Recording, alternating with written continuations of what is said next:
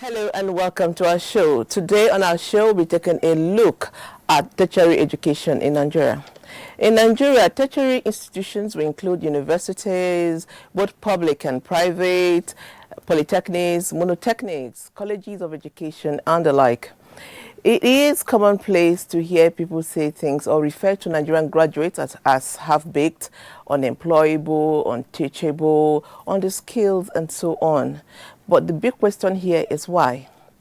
According to Webometrics, one of the respected authorities as far as ranking of university globally is concerned, no Nigerian university is among the top 1,000 universities. And as a matter of fact, they say our highest ranked university, which is the University of Ibadan, is placed at number 1,258. Why is it so? What are we doing wrong? How can we get it right? How can we change things so that the Nigerian graduate can sparkle and shine? My name is Patience Eloy Abba, and this is Weekend Deal, coming to you live from the network service of the NTA. I am delighted you have kept a date with us. Our feedback line will be on display. Please do join the conversation. We would love to hear from you. The issue of global ranking of university is something that has not been very well favorable to our university. What are the dynamics? What is going on? What are the criteria, or what are they using to rank our university? Our first report, which is actually a backgrounder, as put together by Francis Ogbe, will tell us more. Education is said to be the bedrock of any society. Any nation without a sound and development-oriented education is as good as a dead nation. Nigeria's education system encompasses 3 different sectors. Basic education, 9 years. Post-basic and senior secondary education, 3 years. And tertiary education, 4 to 6 years, depending on the program of study. Recently, Webometrics, a respected authority in the ranking of universities globally, revealed that no Nigerian university is in the top 1,000 in the world and amongst the first 10 in Africa. This is not a compliment for a country regarded as the giant of Africa. There are several indices that will go into the ranking of the global universities. We talk about quality of research, the quality of the researchers. You also talk in terms of the mix of both indigenous and external, researchers or lecturers. Okay, and then also there's the teacher-student ratio that we have to look into. And the other facilities in the university, books, research laboratories, and the quantity of funding that also goes to each university. The Nigerian universities for a very long time now can hardly boast of even external staff because we don't have the money to pay them. What we have as standard has to compare with what is the standard in the USA, Britain, Japan, and what have you. So if we do not reach their own standard, there's no way we can be ranked amongst them or their universities. This is plainly the basis of why Nigerian universities cannot make it up to 1,000. A number of the teaching staff, cannot really publish, in quality journals that, are easily referenced, So some of us now in order to earn our promotion as and when due, we fall back on our local journals. That's probably will not even be among those reckoned as high quality or high grade journals. So these are some of the things that we need to address. Even if Nigerian universities do not attract substantial number of students from Europe, North America and China, it should be a destination of choice for students in sub-Saharan Africa and the Caribbean. Instead of that, the reverse is the case, as majority of Nigerians who can afford it are migrating to Europe, North America, Asia and the Arab world. The children that are going to neighboring universities, neighboring countries, for study, believe you me, some of them do not even have the qualification to enter Nigerian universities. And how can somebody even go to some of the structures they have in the neighboring countries we are talking about, Ghana, Benin Republic, and Ivory Coast and a host of others, they do not compare to what equipment or facilities we have in this country. A number of them come here and they are even performing worse than our Nigerian students. Let us forget about the GDP rating, which makes Nigeria economy the largest in Africa. That's a different thing. In terms of the facilities South African universities have, Nigerian universities do not have. I can exceptionalize South African universities because in the ranking, even in African ranking, and not less than 5 or 6 universities in South Africa are in the first 10 positions compared to Nigerian universities. Some scholars have argued that the low positions of Nigerian tertiary institutions in global rankings should no longer make news. What should be the major concern of all is the identification of factors responsible for the observed trend. If you ask a Nigerian professor now to go to, if a Nigerian professor wants to go to such international conference now, you will be talking in terms of millions. And how many, as a professor when I retired, my salary was barely, half $1 million. So how will I go to a conference? But in spite of this, I want to also say that I doff my hat on Nigerian professors or Nigerian teachers in the tertiary institution. They are trying as much as possible to, get up to the standards that some of them, enjoyed when they were students in our respective universities in this country. So I will not condemn what we have, but I can now also ask government to try to improve on the existing facilities. The level of decay within the system in terms of inadequate web publications, observed brain drain as a result of low morale of academic staff, incessant strikes which makes teaching and learning almost non-existent. We need adequate funding from government. We also need parents to be more serious about the education of their wards. Our focus on Weekend Deal today will be on the implications of global ranking for Nigerian universities. Thank you, Francis. One of the very key factors in the academia is the teacher-student ratio. They say if you get that right, you're on the path to doing the right thing. But what is the Nigerian experience? Dio has put together this feature. Let's see it. National Universities Commission, in our quest to enthrone and promote a culture of quality in teaching and learning in Nigeria universities for the purpose of producing globally competitive graduates who are relevant to national development, ensures that Nigerian universities comply with all the provisions of the benchmarked minimum academic standards and other quality assurance guidelines, among which is student-to-lecturer ratio. The Commission has an approved staffing standard on teacher-to-student ratio in the university of between 1 to 10 and 1 to 30 for all the academic disciplines. Why are these guidelines not being adhered to? There are two categories of universities. There are state universities, there are federal universities, and there are private universities. I can assure you most private universities meet that requirement because in the first place, they don't even have enough students. That might be the reason why they're meeting it, because they don't have enough students.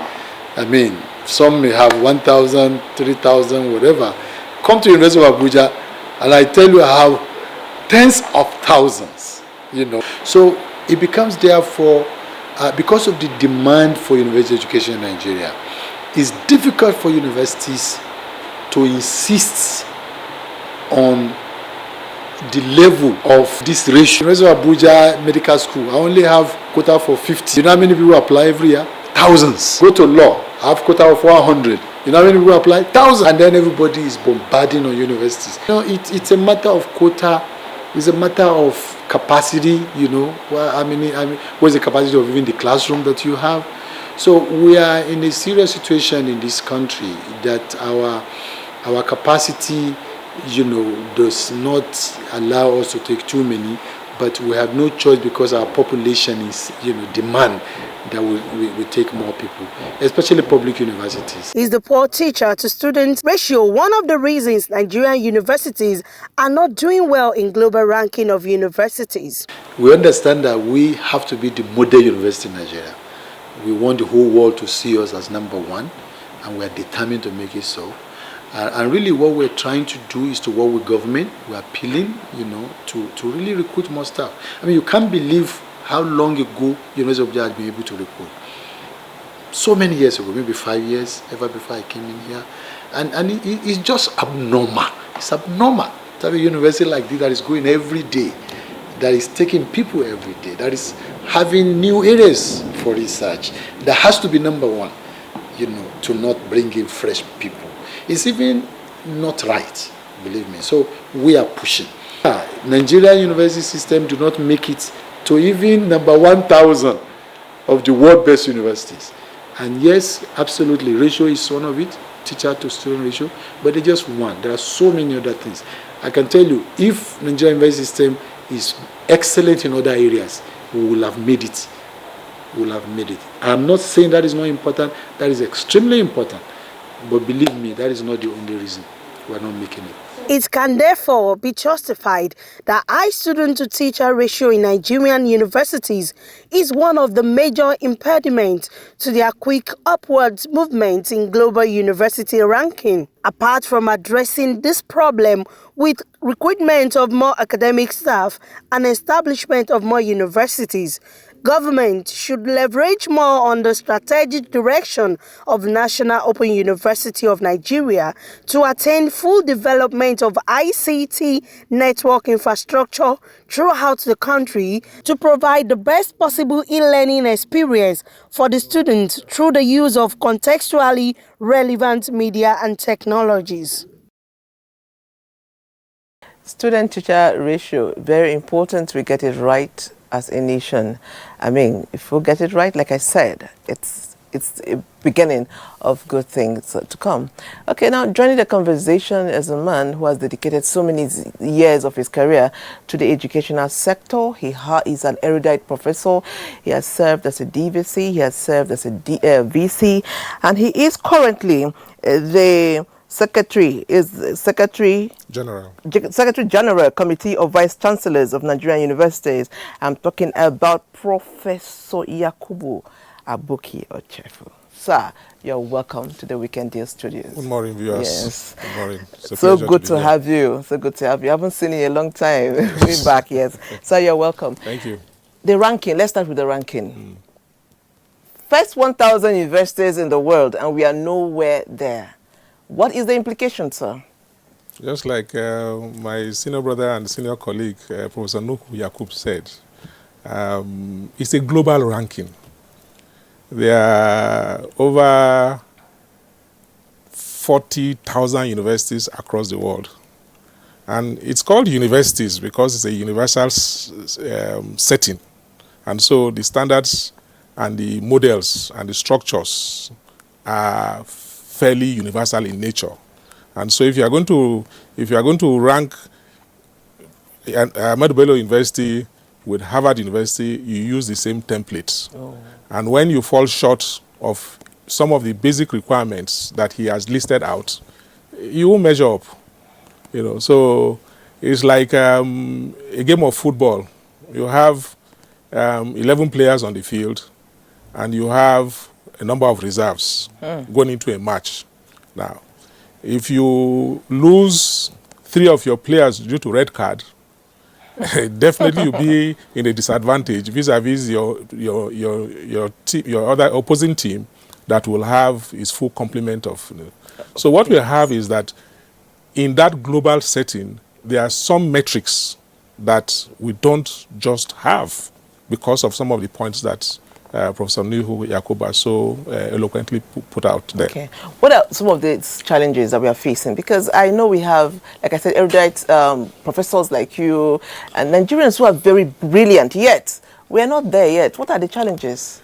The challenges stem from a drive for knowledge, an insatiable drive for knowledge by citizens of this country. That drive is not misplaced because we're in a knowledge economy. And in a knowledge economy, what you know, the skills you have, determine how you perform in that society. Okay. And parents have taken that, have noticed that at all levels, some of the mechanics that we used to know in the past can no longer practice their profession because in this day and age, the engines that are coming require some degree of knowledge. You have to learn, you have to know how to use a computer to do the diagnostics for vehicles. The manuals, the instructions are so complicated these days that you cannot be, quote, illiterate, stark illiterate, and be a mechanic and do the type of spanner and screwdriver things that were happening in the past. Now it has changed. So, across all spheres of human life. Nigerian graduates are actually suffering. You graduate from a Nigerian university and you go outside the shores of this country and they begin to look at your degree with eyes that uncomplimentary eyes. How do we get these things right? Well, on the contrary, most of the graduates who go out there actually do very well because when they get there, the facilities that are available brings out the best in them. Okay. And we have always argued that 7 out of 10 Nigerian graduates who go and do postgraduate abroad, they literally top their classes and are head and shoulders above their counterparts. Okay. Because, as we'll say, the challenges that they face, the learning challenges that they face in our environment, toughens them. So when they go there and things are all available, internet is blazing at high speed, you don't have to worry about NEPA, light, food and stuff like that. They just pour their and come out. But I think it's not something that we just isolate from the isolated Nigerian university system from. It's something that we have to look at the bigger picture in terms of our falling standards as a nation. Because we are over the last 40 years, so many aspects of our nationhood in terms of governance, in terms of security, in terms of infrastructure, has been failing in bits and pieces. And to put all of this thing together, you have to have a holistic approach, a philosophy of who we are, what we want to be, to put this in perspective. So if you extract the universities out of the situation and you don't address the issues relating to primary and secondary education that produce the inputs for the universities to process, you miss a fundamental point. The governor of Kaduna State, Malam El-Rufai, talked about the educational disadvantaged states and why that should not be a thing anymore. What is your take about that? Well, long time ago... First, sir, why are they even referred to as educationally... I was going to go there. Yes. Long time ago, the pioneer vice chancellor of my alma mater, University of Calabar, Professor Emmanuel Ayandele, took on this topic. The then government of Cross River State asked that he should lower his admission standards to favor educationally disadvantaged local governments. And he was infuriated. And he says, you don't do that. You cannot ask me to lower my standards to accommodate your students. What you do is that you go and make investments in your local government so that your students can come to school and compete nationally and globally. Yes. And that is what we have failed to do. In the sense that if you understand that you are educationally challenged, and especially from the perspective of Western education, And I understand it as a professional historian. You know, the first secondary school was established in way back 1856 or thereabout, CMS in Lagos. The secondary school that I went to was 1860 something, 1880 something, you know, over 100 years ago, you know. In many parts of northern Nigeria, for example, the first secondary schools did not show up until the late 1920s, 1930s. You know, so I meet some of my friends, they say, their school is 60 years old, and I laugh. I say, my school is nearly 100 years old, you know. So you have a situation whereby head starts have been made, you know, and what you do, a reasonable, responsible government, what you do is that when you see a situation whereby you are deficient in certain things, you allocate more resources, you throw in more manpower to make sure that you build yourself up to speed to be able to compete at that level. So the educationally less disadvantaged states are states where, for example, when you look at WAEC NECO index, how many students are applying for WAEC and NECO? What is their performance? How many schools do they have and stuff like that? So you see education, you know, as the metrics for education is very poor, you know, and so they are disadvantaged. So, but what has been happening is that you now give them quotas, exemption quotas, that reduces their figures in terms of intake to the universities or to these federal government colleges or to polytechnic and stuff like that, you know, to be able to facilitate their entry into the system. This has not really helped because you are dampening, for me, you are dampening those standards, and what you should be doing is to make the type of requisite investment in the problems that you would have identified as to why your people are not doing very well why they are disadvantaged in the first instance. Okay. So somebody writes here and says, good morning, Prof. Frequent strike impact upon by lecturers of various higher institution is one of the main reasons why our university has dropped in ranking nationwide. Students resume back to school after strike to sit for exams without the required 75% attendance. So government should do everything to always prevent it from happening. This is from Akinola Ololade, Ilorin, Kwara State. What is your take on that? Very true. I agree completely with him. Very true.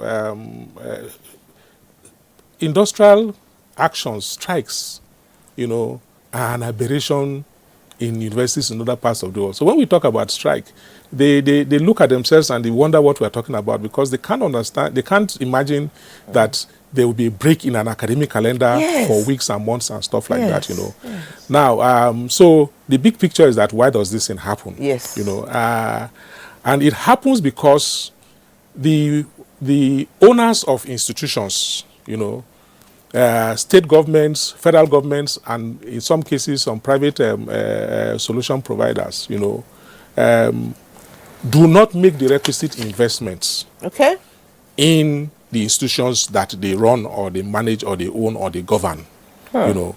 And in the case of the academic staff, you know, of Nigerian universities versus federal government, it's something that started way back the 1990s. Agreements upon agreements, settlements upon settlements, you know, and at each point in time, government has to be forced to come to terms with these agreements, you know, and that was what happened in the last very long strike we had in 2020, and the warning sign, the danger signs are beginning to emerge, because ASU is saying that federal government is now reneging on some of the things that they agreed upon, and when that happens, you know, and it's unfortunate because ASU is saying that, because everybody is saying, why must ASU go on strike? Why should they go on strike? And they are saying that it seems as if strike is the only language that government understands, because you write them letters, you have conversations with them, you do all manner of things and stuff like that, and they just stall. It's only when you go on strike. And recall, it's not just ASU. Medical doctors are there, other these are there, that government seems to like strike language. So strike is a big issue. And the points that the gentleman from Ilorin has said is quite cogent. It shouldn't be in our system at all. It's an aberration. Appointment of VCs. Do you think that process has been politicized? Do you think so? And that it's affecting the quality of the administrators we're having in the university? You have to understand that the position of vice chancellor is like combining 4 roles into one. The VC is the chief academic officer, he's the chief executive officer, he's the chief finance officer, and he's the chief security officer. Enormous powers in the hands of one man, and also enormous responsibilities that he has to drive. That being the case, the way the university system is structured, he has a number of lieutenants that help him to deploy this. But the issue is that in the selection process, what are the guidelines? Okay. You know, the guidelines are set up by the councils of the universities. No interference whatsoever from anybody else. It is the council of university that says, okay, for you to be VC in this university, you have to be a professor of 10 years standing. Okay. You have to have this, you have to have that, you have that. So when you have guidelines that are watered down, as it were, in some universities, there is no even guidelines to how old you are as a professor. The only thing is that you must be a professor, you know. And so when you have those guidelines that are not strict, that are not tight, it makes it possible for all manner of people to show interest and apply. And then at that point, the political process becomes a bit tidy, you know. So the advice for governing councils is that look at your guidelines and try to see what is it that you are looking for. I think the Vice Chancellor mentioned it. What type of leader are you looking for? What phase of growth is your university? Okay. You know, is it a young university that is just starting life? Is it a matured university? Is it a university that is struggling? So all these indices are very important in your choice of vice chancellor. You know, is it a university that is broke and in debt? In that case, you need somebody who has a strong sense of financial matters, because he needs to manage the finances of the university in addition to doing the other things as well. So there are so many dynamics that come, and councils that are in the selection process, some of them are not able to sift through all of this. And then, of course, in state universities, when the appointment is eventually made, 3 names are sent to the governor for him to choose from. Many governors, well, I shouldn't use that word, some governors will not follow the order that is presented by the governing councils. So why send it to the governor? Is it because he's a visitor to the university? Yeah? That is what the law establishes. Remember, for federal universities, that used to be the case.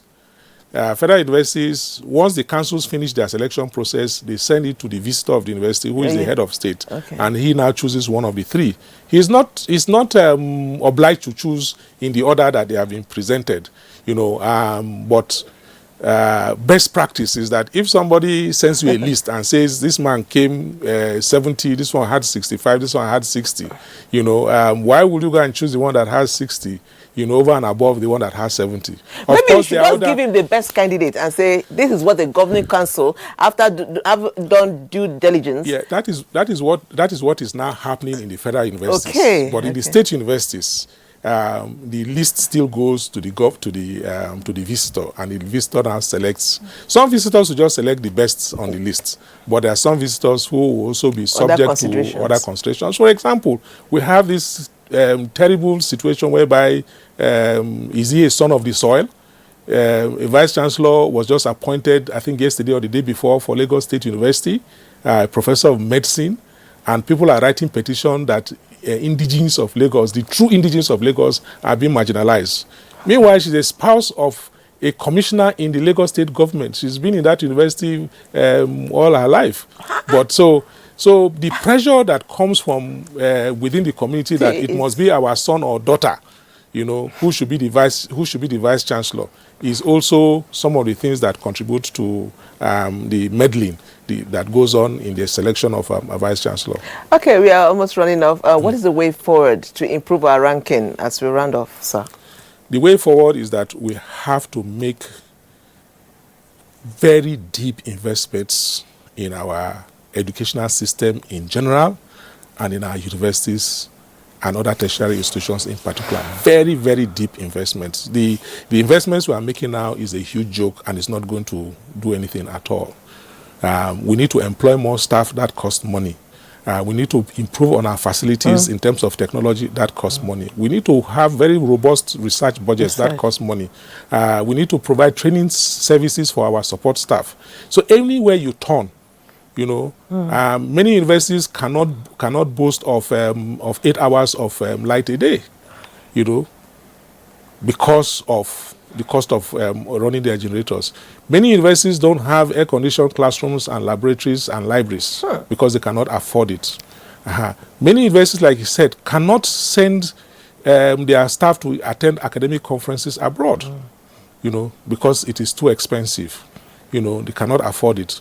So, and what we are saying now is that federal government, let me give you some of the data, the statistics. The cost of training one student in a university that has full accreditation, in engineering, for example, is approximately 1.5 million. That is what it costs. One student? One student is 1.5 million. Federal government hardly contributes more than 40% of that amount. The family of the student hardly contributes up to 5% of that amount. So there's a huge mismatch in terms of funding gaps as far as universities are concerned. I ran the numbers for Benue State University 2015 to 2020, and from the data that we pulled together, Benue State government will need to invest 228 billion naira in that university for that period of 5 years. You now ask, what is the budget of the whole state itself that is going to invest? That is, if it's going to run that university properly to put all the standards and metrics in place. So the funding gap is too huge, and government needs to sit down and think critically, think creatively on how to meet these funding requirements. And what they are doing now by budgetary allocation and all this is not going to work. We really need to come back to the table and tell ourselves a few so truths. Much to do, Prof, and you have so many messages here. Somebody says, sir, the inclusion of the university management into politics has also contributed so much to our university problem, and that is affecting the standards of education in Nigeria. Another one says, good morning, Prof. You are saying the truth. Imagine Edo State. Parents are charged to make bench for each child. I don't understand how do you make bench. Another one says,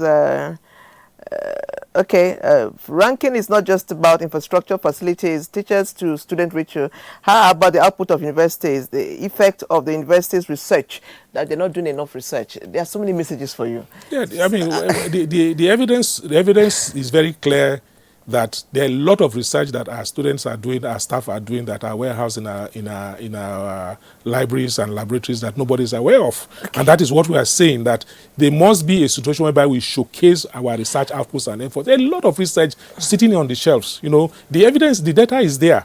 But the public is not aware, the market is not aware, and that is where there is a missing link in terms of university industry collaboration and relationship. So we're doing a lot of research. We can do a lot more. The quantum of research we are doing is contingent on the amount of funding that the universities are also receiving. So when you have a research grant of 1 million naira and you're expected to go and do all manner of laboratory analysis and stuff like that, the output is going to be very meager. So that's why I say, look, this thing is so organically linked that we cannot just sit here and think it is this problem alone. They are all tied together. Into the issues, challenges that we have in our university Prof, there's more questions as you are talking. Nigerians are writing and writing. I agree. It's a very thorny issue, and we're all upset. Nobody is happy about what is happening. We think that we shouldn't be here. Nigerian university system is 78 years old. It's one of the oldest in Africa, and it is the largest in Africa. 202 universities. 202 universities. Yes, 202 universities. 99 of them private, and the remaining public. We have specialized universities, we have traditional universities, we have the Nigerian Open University is the largest university in Nigeria with over 500,000 students. So it's something that ties all of us together in a very complex relationship, and we in the system are not happy with the state of the universities as it were. Okay. But the regulatory body, the National Universities Commission, has come up with a revitalization plan that is helping to ameliorate some of these problems. For example, curriculum review. Our curriculum had not been reviewed for a very long time. But NUC under Professor Rashid has put up a program of action, and we are now reviewing the curriculum. A new curriculum should be in place before the end of this year. Okay. All right, thank you so much, sir. Time is not our friend. I can assure you, as more Nigerians are asking you all manner of questions, the issue of tertiary education in Nigeria is something that people are passionate about because it is supposed to contribute to our national growth and our development. Thank you so much, sir. We've been speaking with Professor Yakubu Ochefu, the Secretary General, Committee of Vice Chancellors of Nigerian Universities. So once again, I say thank you for coming. We'll go on a short break. When we come back, the deal will continue.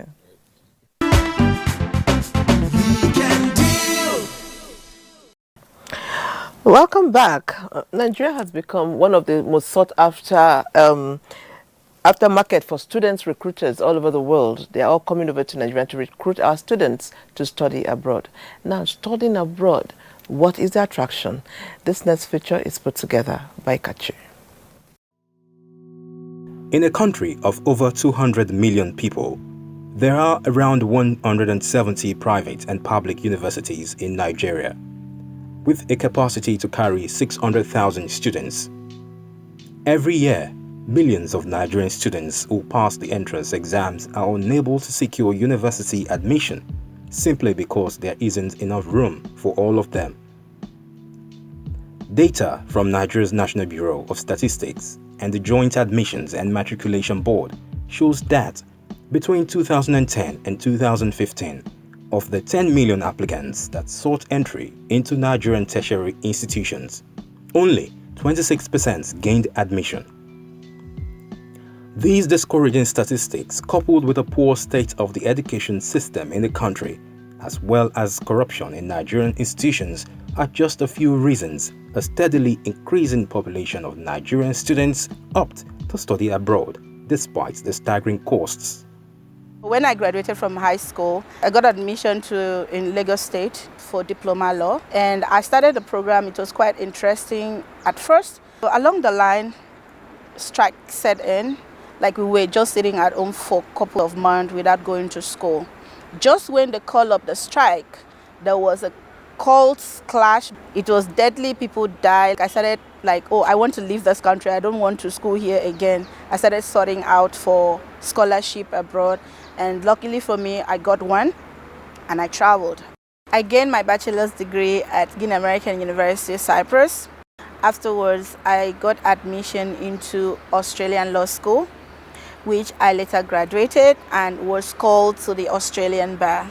Abroad is basically mostly about the practical aspect of it. You don't have to see anyone that you're going to meet to bribe you, to pass you in any course, or to make you have a first class. Not possible. I see the difference, like they want you to read and understand and to retain, but way back home, we're all about reading just to pass an exam. It wasn't all about knowing it.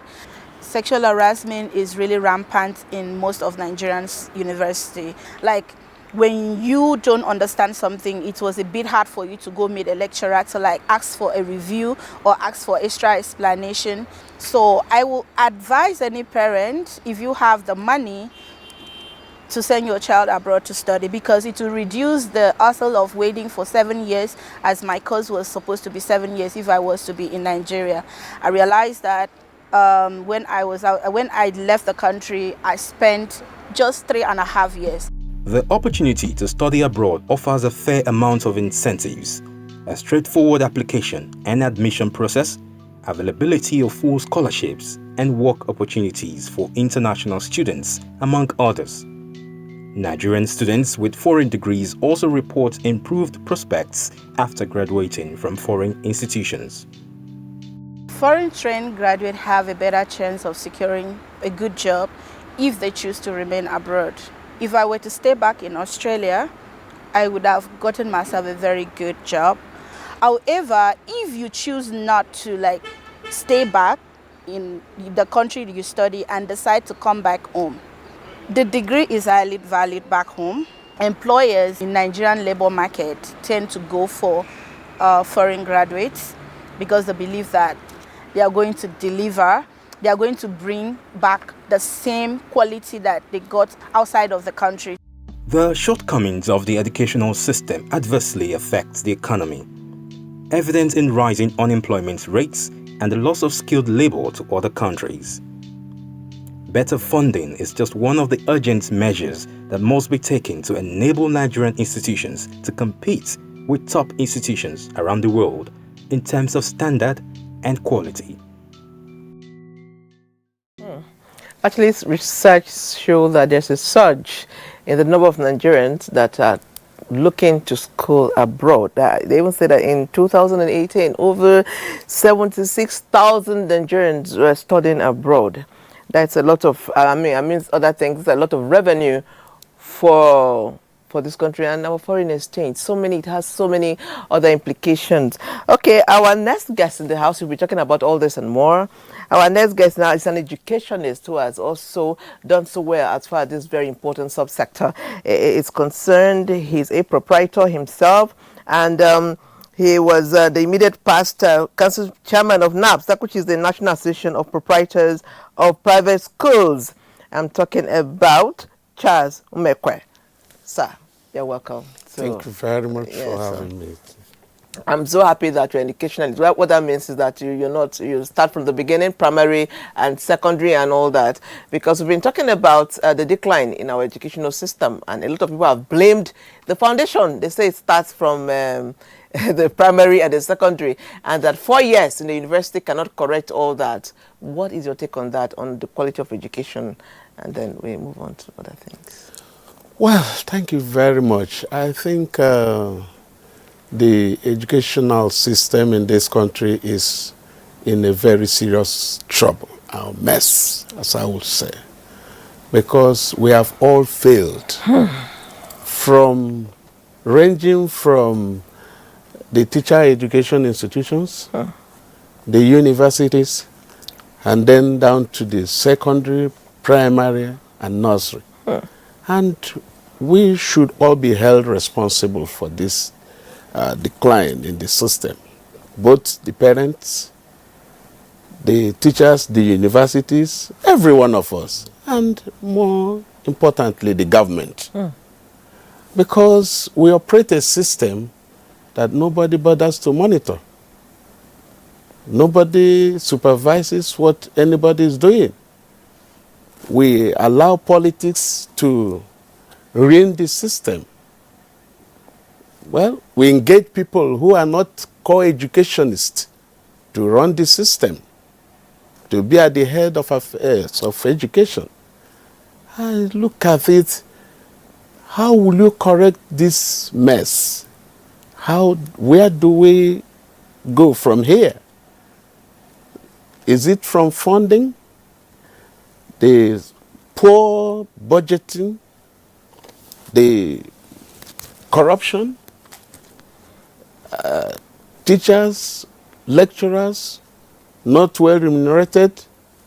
What do you expect them to do? Here, parents are struggling, unemployment, some are out of job. The demand for tertiary education in this country is very, very high.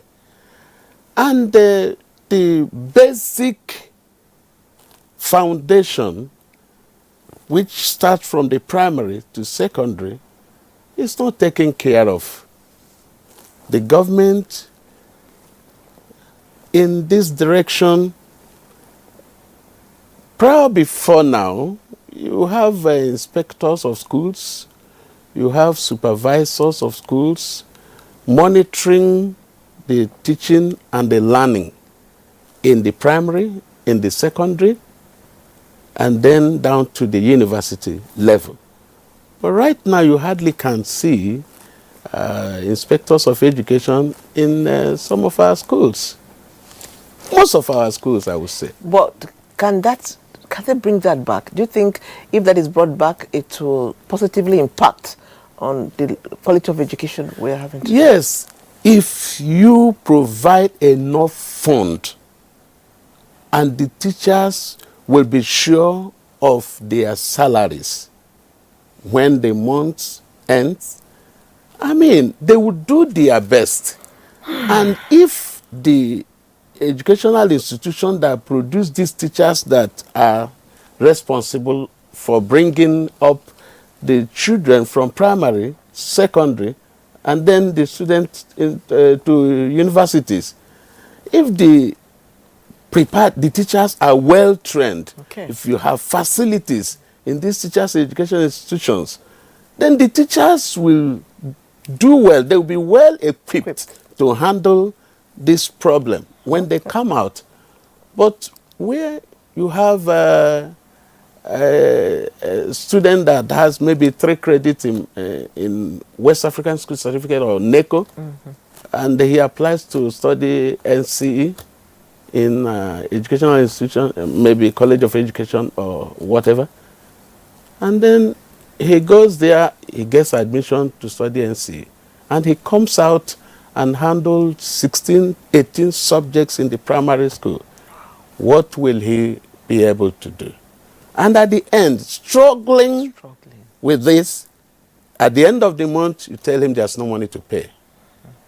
We budget so much money for other things, but for education, it's always below 10%. Okay, somebody is bringing another perspective to the whole discussion. He says, most students, he says, my name is Musa Abdul Rahman from Ilorin. He said most students are also underage. Primary 1 people should be at least 6 years old, JS1 12, while SS3 students should be at least 17 years old. Do you think the age, I mean, this is a new perspective on all we've been discussing. I want to talk a little about that, because a lot of parents take their 1-year-old child to school, and you see, I mean, does it affect education? That's a good point. In fact, what he said is very, very correct. That's why I say parents also have their own part in the system collapse. When you want a child of 2 years to be in the primary school, what will that child?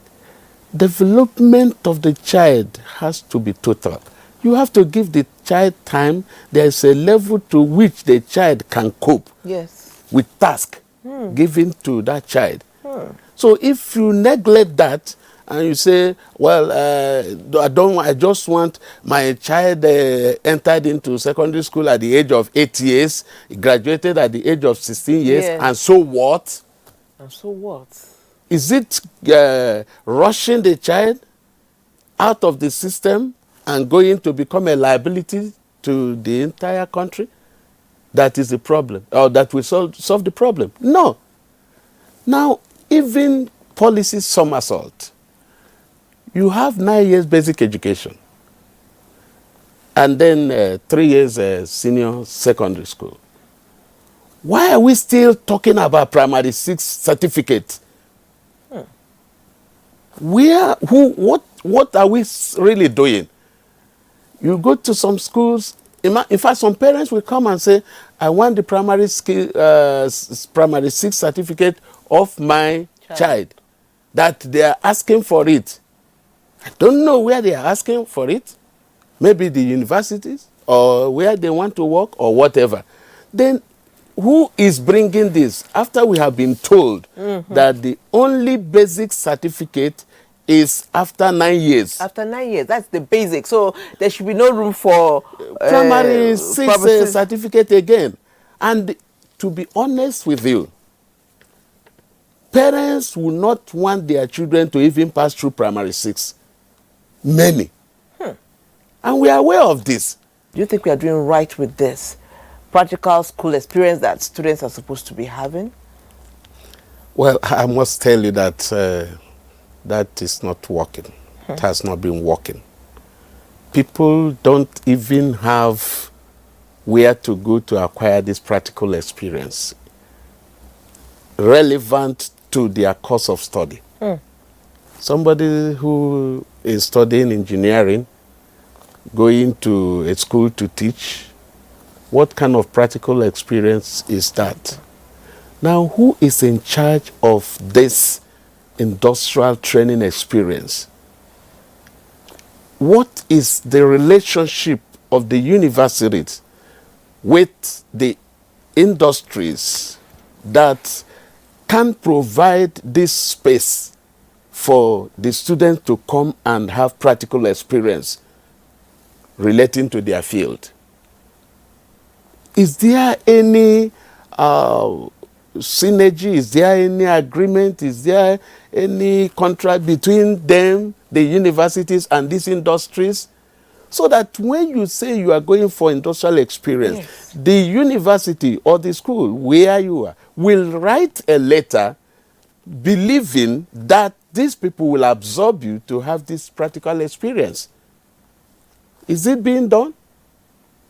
You see, the problem is that we just churn out policies. We don't ensure that it is implemented to the letter.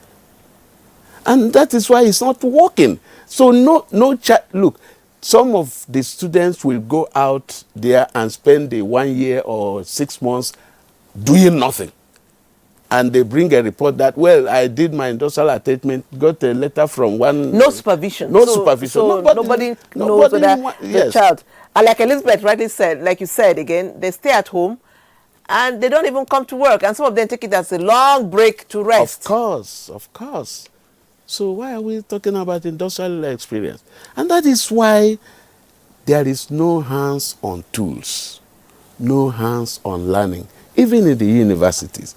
When you finish, we are interested in certification.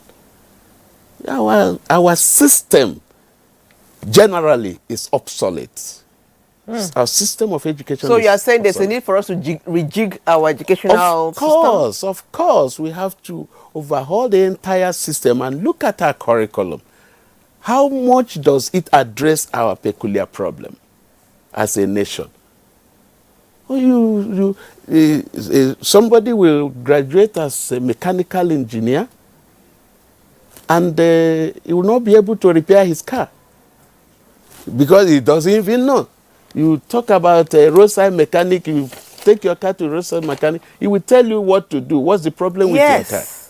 So if you, while in school, you have that practical experience, you went for that industrial training, and it was supervised, and somebody confirmed that actually that this person has acquired practical experience from our industry and can now continue with his course of study in your university.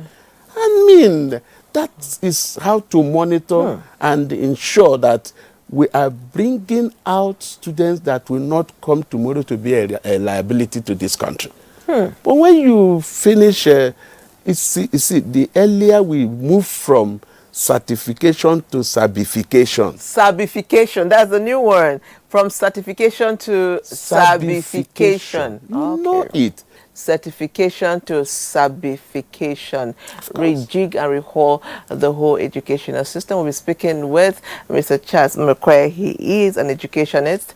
We'll go on the break. When we come back, we continue to deal. Thanks for staying.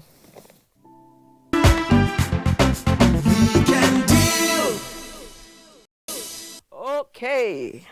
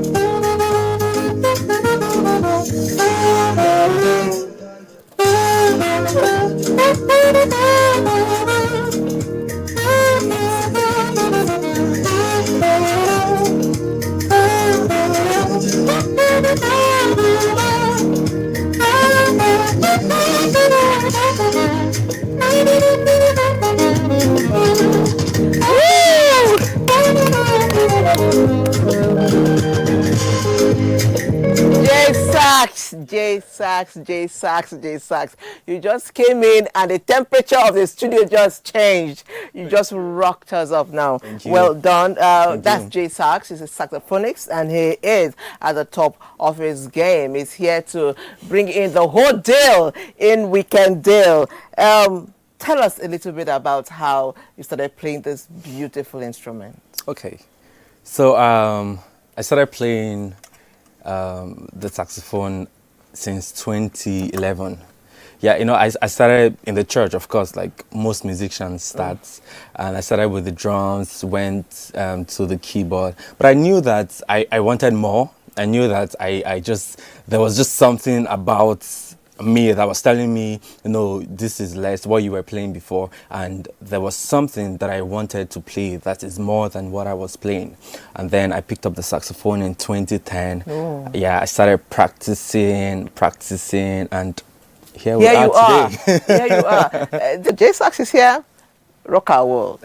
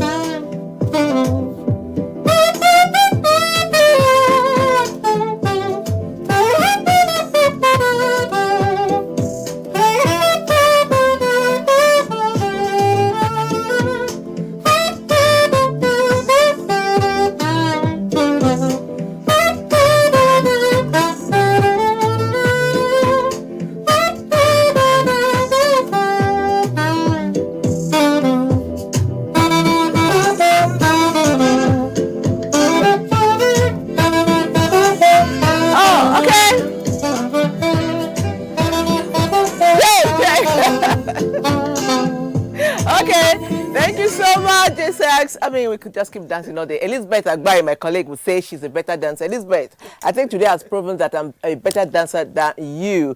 Thank you so much for staying with us. We've been taking a look at the educational sector, and we're going to be ending the show with the positive thought that by God's grace, things will get better in all sectors of Nigeria. God continue to bless Nigeria. Thank you, Sax. Take us away.